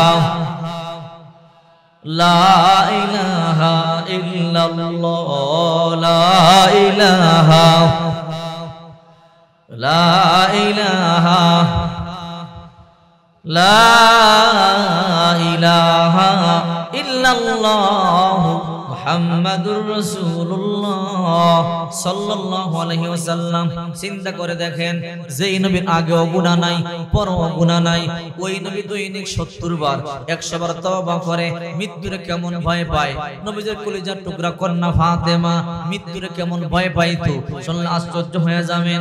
যেই ফাতেমার ব্যাপারে আল্লাহর হাবিব বলেন, ফাতেমা তু বিজাতুম মিন্নি, ফাতেমা আমার দেহের অংশ, কলিজার টুকরা। ফাতেমার যে কষ্ট দেয় আমি নবীরও কষ্ট দেয়। ফাতেমা তু সাইয়্যিদাতুন নিসাই আহলিল জান্নাহ, ফাতেমা জান্নাতের রমণীদের সর্দারিনী। অথচ ওই ফাতেমা মৃত্যুর ভয়ে এমন কান্না করেছে খাবার পর্যন্ত বন্ধ হয়ে গেছে। হযরত আলী রাদিয়াল্লাহু তাআলা আনহু প্রতিদিন ফজরের নামাজ পড়িয়া যখন বাড়িতে আসে, বাড়িতে ঢুইকাই দেখে ফাতেমা নামাজের মুসল্লায় হয়তো কোরআন তেলাওয়াত করে, নয়তো জিকির করে, নয়তো ইশরাকের নামাজ পড়ে, নয়তো তাসবিহ তাহলিল আদায় করে। একদিন হঠাৎ করে হযরত আলী রাদিয়াল্লাহু তাআলা আনহু ফজরের নামাজ পড়িয়া যখন ঘরে ঢুকলেন, ঘরে ঢুইকা দেখে ফাতেমা নামাজের মুসল্লার মধ্যে নাই। হযরত আলী রাদিয়াল্লাহু তাআলা আশ্চর্য হয়ে গেল, কিরে আমার ফাতেমার কি হয়ে গেল? আমি যখন প্রতিদিন ফজরের নামাজ পড়িয়ে ঘরে ঢুকি, ফাতেমার নামাজের মুসল্লার মধ্যে পাই, হয়তো কোরআন তেলাওয়াত করে, নয়তো জিকির করে, নয়তো ইশরাকের নামাজ পড়ে। আজকে আমার ফাতেমা কোরআন তেলাওয়াতও করে না, জিকিরও করে না, নামাজও আদায় করে না, নামাজের মুসল্লার মধ্যে নাই। আমার ফাতেমার কি হলো, কোথায় চলে গেল? হযরত আলী গোটা ঘর তন্ন তন্ন করিয়ে তালাশ করলো, ফাতেমার কোথাও পাওয়া গেল না। হঠাৎ করে হযরত আলী রাদিয়াল্লাহু তাআলা আনহু ঘুরতে ঘুরতে গিয়া দেখে রান্না করে ফাতেমা রান্না বসাইয়া দিছে। হযরত আলী অবাক হয়ে গেল, কিরে আজকে যখন আমি ফজরের নামাজ পড়ার জন্য মসজিদে যাই, ফাতেমার কপালে হাত দিয়ে দেখলাম ফাতেমার কপালের মধ্যে প্রচন্ড জ্বর। আর আজকে এই জ্বর নিয়ে সকালবেলা কেন রান্না বান্না বসাইলো? আর আজকে রান্নাটা একটু ভিন্ন রান্না দেখা যায়। বিশাল বড় আটার মধ্যে বিশাল বড় আটার খামিরা বানাইলো, সেই আটা দিয়ে রুটি বানাইলে 1 সপ্তাহ পর্যন্ত খাওয়া যাবে। ঘরে যত পুরাতন কাপড় চোপড় আছে সব নামাইলো দৌত করবার জন্য। আলী আশ্চর্য হয়ে গেল, এমন রান্না বান্না তো দেখি নাই, এমন কাজ তো দেখি নাই, সকালবেলা এমন কাজ কেন শুরু করলো? হযরত আলী আয়েশা বলে, ফাতেমা প্রতিদিন নামাজ পড়া করে ঢুইকাই দেখি হয়তো কোরআন তেলাওয়াত করো, নয়তো জিকির আজকার করো, নয়তো ইশরাকের নামাজ আদায় করো। আজকে কোরআন তেলাওয়াত করো না, জিকিরও করো না, সকালবেলায় রান্না বান্না বসাইছো, কারণটা কি আমার বলো? হযরত ফাতেমা চোখের পানি সারিয়া কান্না শুরু করে দিল। আলী বলে, কি রে ফাতেমা কেন কাঁদো? বলে, আলী আজকে এমন একটা স্বপ্ন আমি দেখছি, যে স্বপ্নের ব্যাখ্যা আমার বুঝতে কষ্ট হয় নাই। এই ফাতেমা কি স্বপ্ন দেখছো? বলে, আজকে স্বপ্ন দেখেছি আমার বাবা রাহমাতুল লিল আলামিন আমার ঘরে ঢুকলো, আমার ঘরে ঢুইকা কি যেন তালাশ করতেছিল। অনেকক্ষণ তালাশ করিয়া না পাইয়া চলিয়া যায়। আমি দৌড়াইয়া গিয়া বললাম, আব্বা জান আপনি কি তালাশ করতেছিলেন? আমারে বলেন। আমার আব্বা জান বলে, মা ফাতেমা আমি তো তোমারই তালাশ করতেছিলাম। ও আব্বাজান কেন তালাশ করতেছিলেন মা ফাতেমা? আজকে এমন একটা সংবাদ আমি তোমার দিব রে মা ফাতেমা, সেই সংবাদটা শুনবার পরে কান্না করবা না, সেই সংবাদটা শুনবার পরে মন খারাপ করবা না। ফাতেমা বলে, আব্বাজান বলেন মন খারাপ করব না। এই মা ফাতেমা আজকে সারি খাইছো আলীর সাথে, আর ইফতার করবা আমি বাবা রাহমাতুল লিল আলামিনের সাথে। ফাতেমার বুঝতে বাকি নাই, আজকে আমার জিন্দেগীর শেষ দিন। যেহেতু আব্বাজান বলল, হে মা ফাতেমা সাহারি খাইছো আলীর সাথে, ইফতার করবা আমার সাথে, তার মানে আজকে ইফতারের আগেই দুনিয়া সারি আমাকে চলে যাইতে হবে। আল্লাহু আকবার বলে। ফাতেমা চোখের পানি সারিয়া কান্না শুরু করে দিল। হযরত আলী বলে, ও ফাতেমা বুঝলাম এই স্বপ্ন দেখেছো। ও ফাতেমা এত বড় আটার খামিরা কেন বানাইলা? যে আটা দিয়ে রুটি বানাইলে 1 সপ্তাহ পর্যন্ত খাওয়া যাবে। ফাতেমা বলে, আলী আমি ভালো করিয়া জানি আপনি আমারে বড় ভালোবাসেন, আপনি আমারে বড় মোহাম্মত করেন। আলী গো আমি যখন আজকে মরিয়া যাব, আমার ঘরে 1 সপ্তাহ পর্যন্ত শোক চলবে, রান্না বান্না হবে না, আপনি না খায়া থাকবেন, হাসান হোসেন না খায়া থাকবে, আমি ফাতেমা সহ্য করতে পারবো না। এই জন্য তোমার আটার খামিরা বানাইলাম, 1 সপ্তাহের জন্য রুটি বানাইয়া দিয়া যাব, যেন আপনি হাসান হোসেন শুকাইয়া শুকাইয়া রুটি খাইতে পারে। আলী অবাক হয়ে বলে, ফাতেমা বুঝলাম এতগুলো পুরাতন কাপড় চোপড় কেন নামাইলা সেই কথাটা আমার বলো।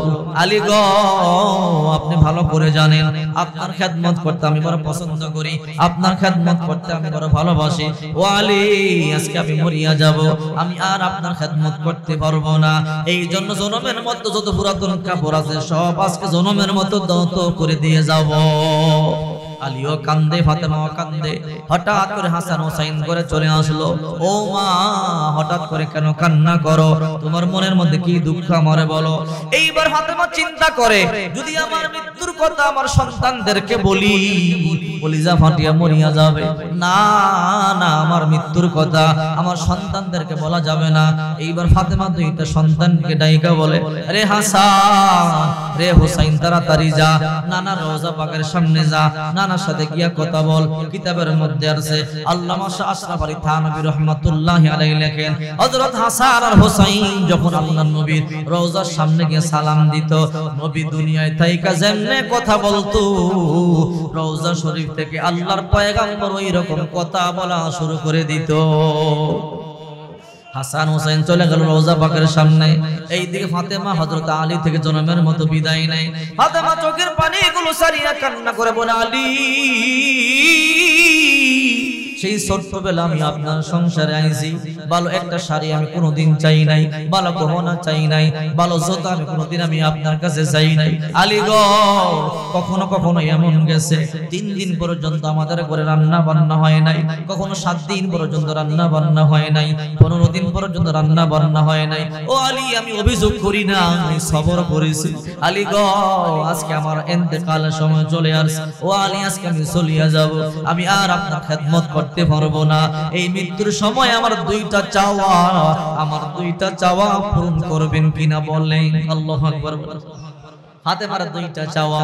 আলী বলে, ও ফাতেমা তোমার কি দুইটা চাওয়া বলো, আমি অবশ্যই তোমার চাওয়াগুলো পূরণ করব, আমার যতই কষ্ট হয় পূরণ করব।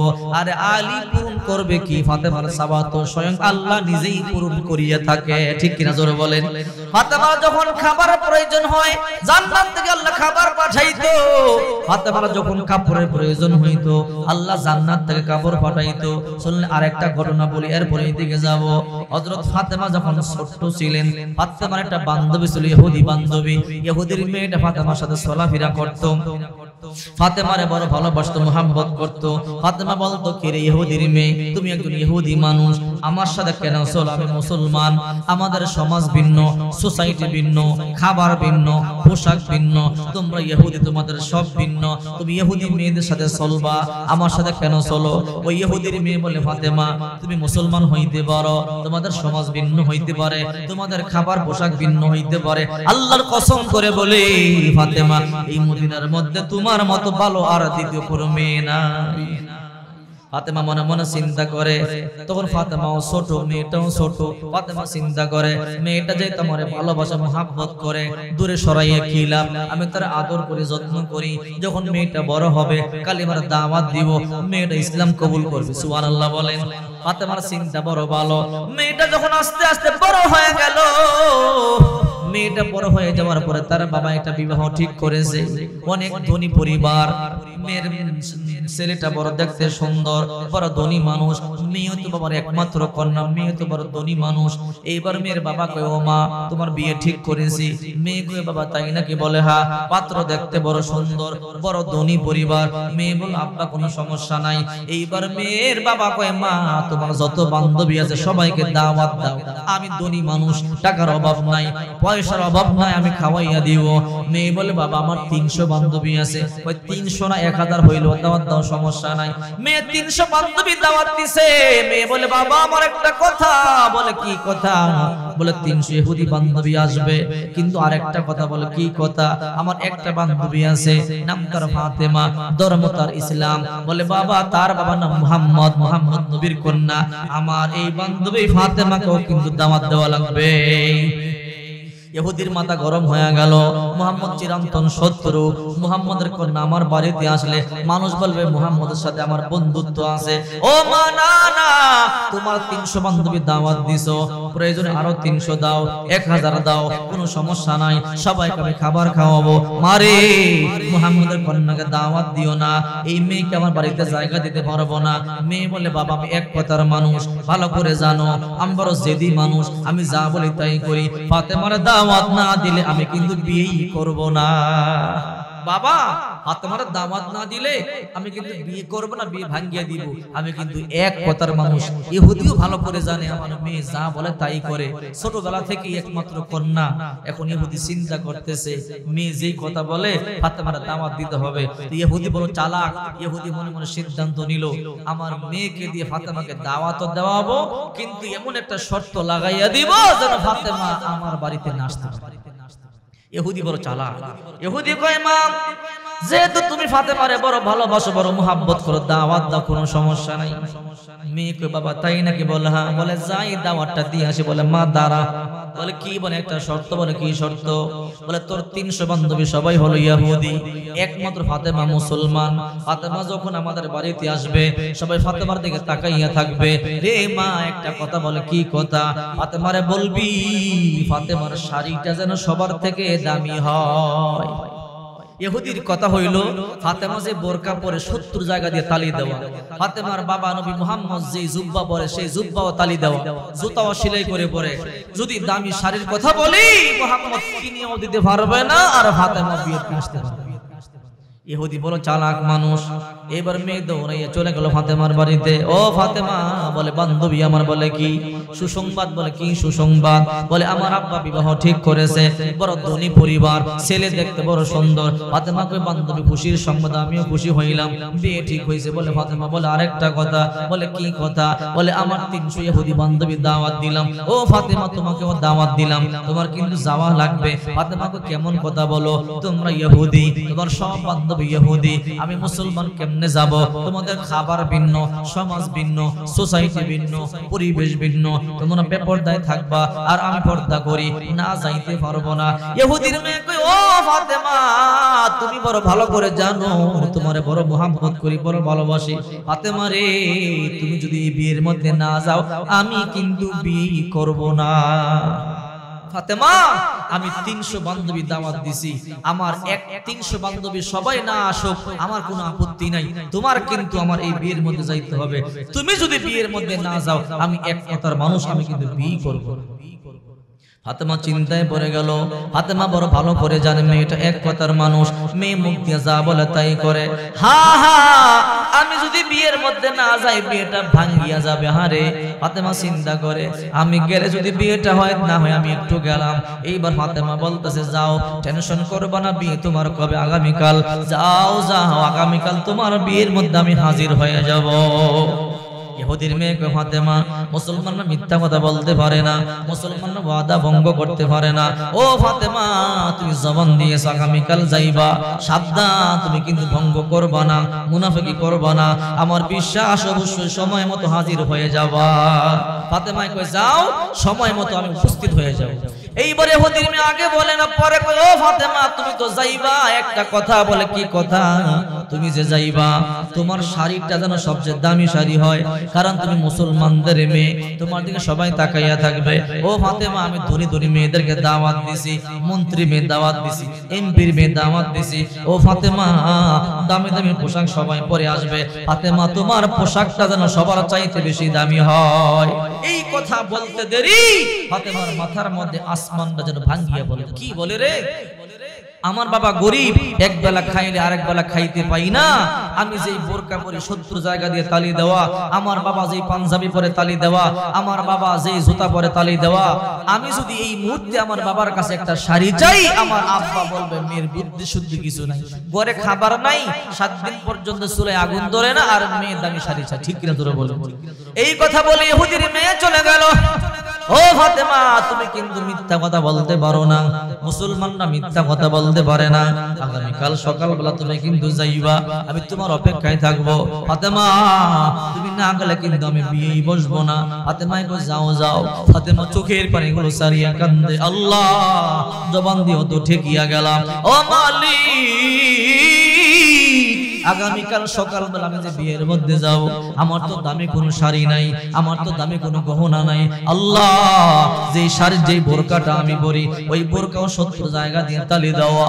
আল্লাহ, আমাদের ঘরে এক বেলা খাই না, আর এক বেলা খাইতে পাই না। আমার বাবা আজি পাঞ্জাবি পরে তাও সেলাই করা, আমার আব্বা জুতা পরে সেলাই করিয়া, এই মুহূর্তে যদি আমি আমার আব্বারে বলি, আব্বা একটা দামি শাড়ি আমারে কিনিয়া দাও, আমার আব্বা বলবে মেয়ের বুদ্ধি শুদ্ধি নাই। ওদের মালিক আমার বাবা গরিব, আমি আমার আব্বারে কেমনে বলি? আর আমার মা তো দুনিয়ায় নাই, আমি এতিম। সেই মক্কার জমিনে আমি মা খাদিজারে হারাইছি। আমার মা সেই ছোট্টবেলা মক্কায় আমাকে রাখি ইন্তেকাল করেছে। মেয়েদের কোনো সমস্যা হলে মায়ের সাথে শেয়ার করে, ঠিক কিনা জোরে বলেন? হযরতে ফাতেমা বলে, আল্লাহ আমার মা নাই, মা থাকলে দুঃখের কথা মায়েরে বলতে পারতাম। আল্লাহ আমার মা নাই, আমি আমার বাবা গরিব, আমার আব্বারে আমি কেমনে বলি?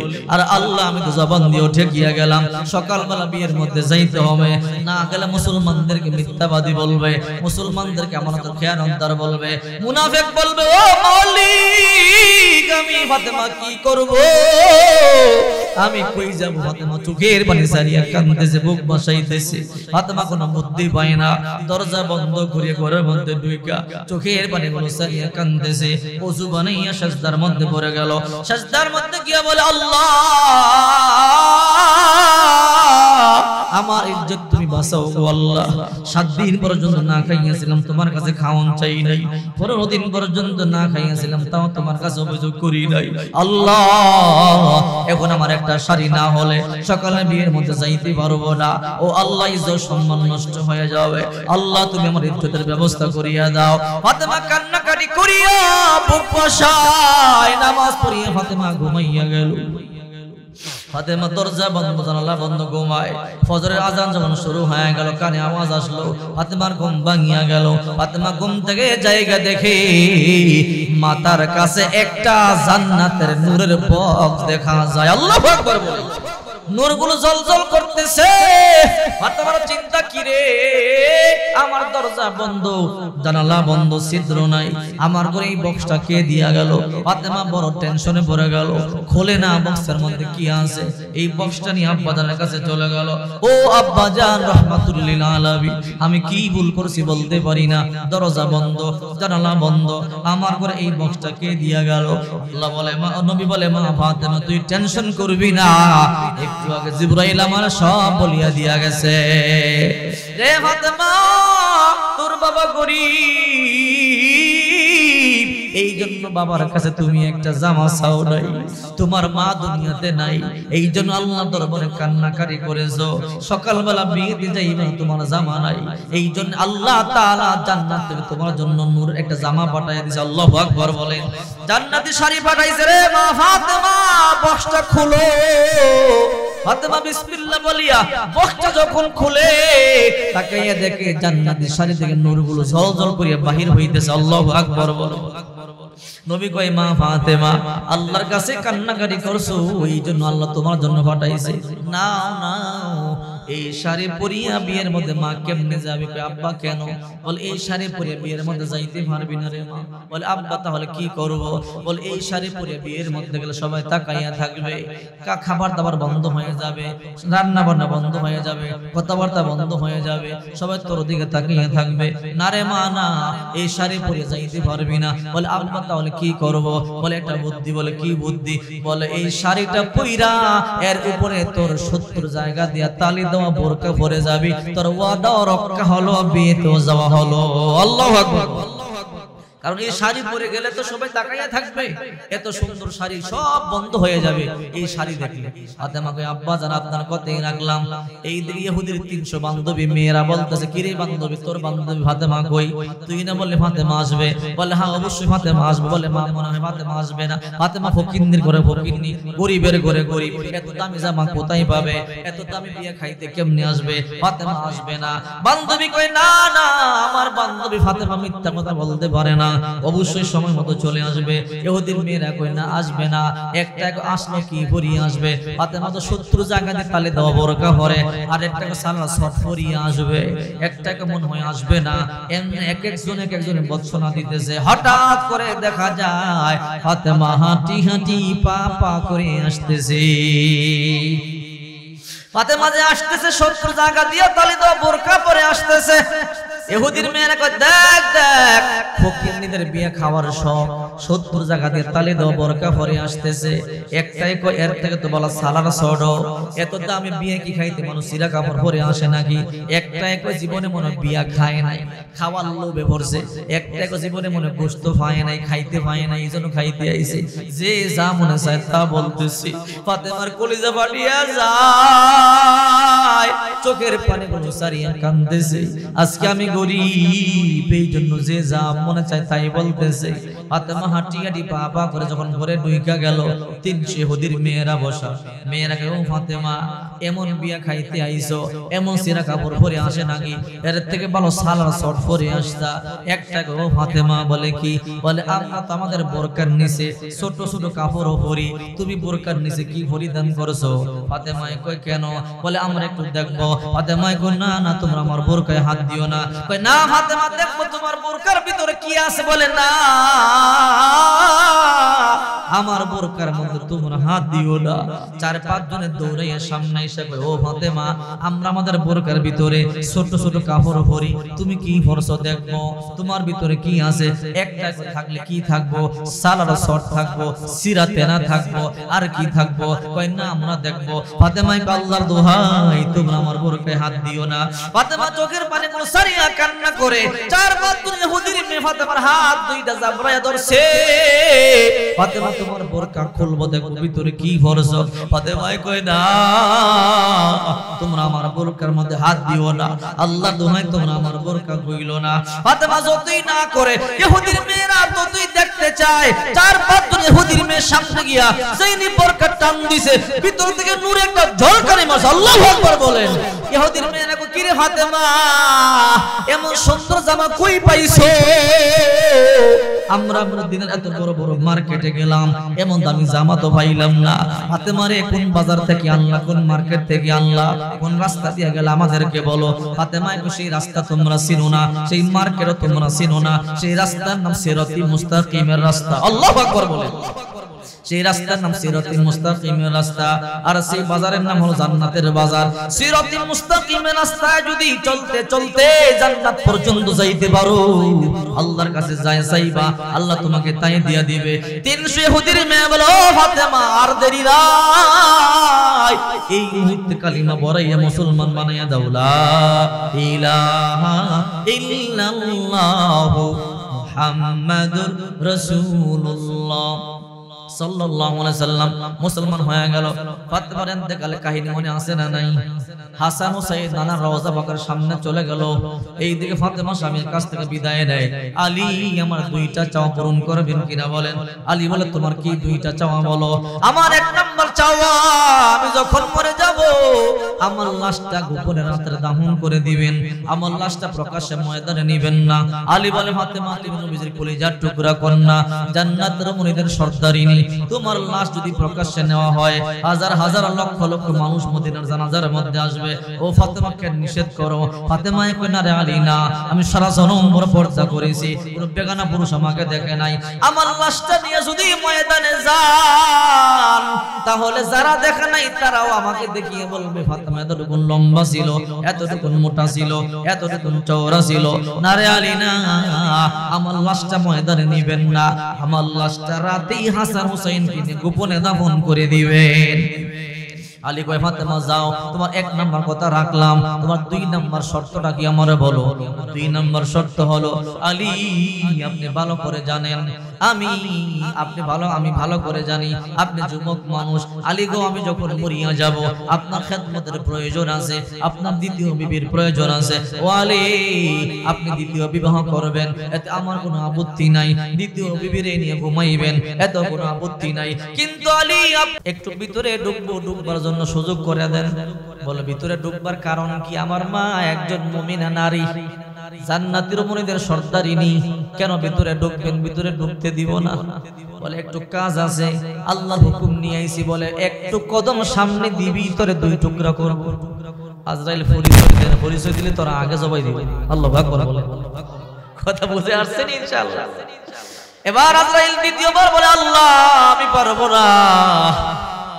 দুই ভাই কোন রকম যদি জানতে পারে আমি আজরাইল, তাহলে আমার আর ফাত্তা নাই, শেষ। আল্লাহ কই এত কথা বুঝি না, যা রে আজরাইল যা, গিয়া জানটা কবজ করে নিয়ে আয়। বলে আল্লাহ আজকে দায়িত্বটা অন্য জনরে দেন। বলে না, তোরই দিলাম, কারণ হাসান হুসাইন কেমন দামি ওইটা কিন্তু আজরাইল ভালো করিয়া জানে। কারণ একদিন নবীজি আসরের নামাজ পড়াইতেছে, হুসাইন নবীর পিঠের মধ্যে বসে গেছে, জামাত চলতেছে, আসরের জামাত, পিছনে শত শত সাহাবী, সুবহানাল্লাহ। এবার পিছনে শত শত সাহাবী আল্লাহর পয়গম্বর নামাজের ইমামতি করতেছেন। সাজদায় গেছে হুসাইন, সাজদায় গিয়া পিঠের মধ্যে বসে গেল। আল্লাহর নবী আর উঠতে পারে না লম্বা সময়। সাহাবীরা মনে মনে চিন্তা করে, কি আল্লাহর নবী তো এত লম্বা সময় সাজদা করে না, উঠতেছে না কেন? সাহাবীরা তো আর উঠতেও পারে না, কারণ নবী না উঠলে তো ওঠা সম্ভব নয়। অনেক লম্বা সময় পরে আল্লাহ নবী হাত দিয়ে হুসাইনকে নামাইতেছে। আল্লাহ কয়, নবী সাবধান, হুসাইনকে নামাইবেন না, যতক্ষণ হুসাইন ইচ্ছা করে না নামবে আপনি সাজদা থেকে মাথা উঠাবেন না। আল্লাহু আকবার। এবার আজরাইল বলে, আল্লাহ আমি জান কবজ করতে পারবো না। আল্লাহ বলে, আজরাইল যা যা, তোরে একটা কথা শিখাই দে। বলে কি কথা? তুই কি সেই আয়াত ভুলিয়া গেছো? বলে কোন আয়াত? বলে ওই আয়াতটা হাসান হোসেনকে শোনাইয়া দাও। শোনাইয়া দিতে দেরি, দেখবি ঘরে ঢুকতে দেরি করবে না। আল্লাহু আকবার বলে কোন আয়াত? কুল্লু নাফসিন যায়িকাতুল মাউত। আজরাইল চলে এলো, হাসান হুসাইন দরজার সামনে দাঁড়ানো। আজরাইল সালাম দিয়ে বলে, আসসালামু আলাইকুম ইয়া ইমাম হাসান হুসাইন। একটু ঘরে ঢুকবো। বলে কেন ঢুকবেন? বলে আপনারা মাজান কবজ করতে, বলে এক্ষুনি তোমার হত্যা করব। বলে হাসান হুসাইন পাগলামি করিয়েন না, আপনারা কি ওই আয়াত বলিয়া গেছেন? বলে কোন আয়াত? কুল্লু নাফসিন যায়িকাতুল মাউত। সবাইকেই একদিন মৃত্যুর স্বাদ আস্বাদন করতে হবে, কেন শুধু শুধু পাগলামি করতেছেন? এই জন্য ঢুকতে দেন। এই কথা শুনতে দেরি হাসান হুসাইনের হাত থেকে তরবারিটা পড়িয়া যায়। আল্লাহু আকবার। আজরাইল ভিতরে চলে গেল, এবার জানটা কবজ করে ফেললো। রাত্রে বেলা হযরত ফাতেমার লাশ পড়ে আছে, হযরত আলী রাদিয়াল্লাহু তাআলা খাটিয়ার মধ্যে লাশটাকে অপেক্ষা করতেছে। খাটিয়ার কয় পাশ? চার পাশ। এক পাশ হযরত আলী রাদিয়াল্লাহু তাআলা ধরেছে, দুই পাশে ধরেছে, এক পাশে হাসান, এক পাশে হোসেন, আর এক পাশ তো খালি। কথা বলেন ঠিক কি না? রাসূলের রওজা পাকের সামনে আল্লাহর নবীর সাহাবী আবু যর গিফারী রাদিয়াল্লাহু তাআলা ঘুমায়। আবু যর গিফারী রাদিয়াল্লাহু তাআলা স্বপ্ন দেখে।